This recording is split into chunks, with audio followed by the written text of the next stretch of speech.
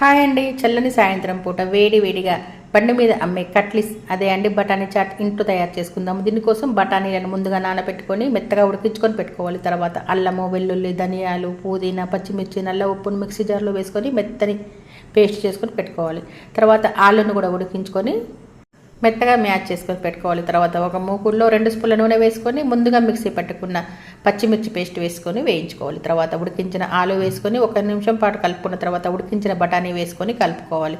ఇందులోనే చింతపండు రసము, ఆమ్చూరు, చాట్ మసాలా, గరం మసాలా, కారపొడి అన్నీ వేసుకొని కలుపుకున్న తర్వాత దీన్ని మంచిగా ఉడికించుకోవాలి. తర్వాత ఇందులో మక్కా ఫ్లేక్స్ వేయించుకొని ఉల్లిపాయ ముక్కలు, కొత్తిమీరతో సర్వ్ చేసుకుంటే చాలా బాగుంటుందండి.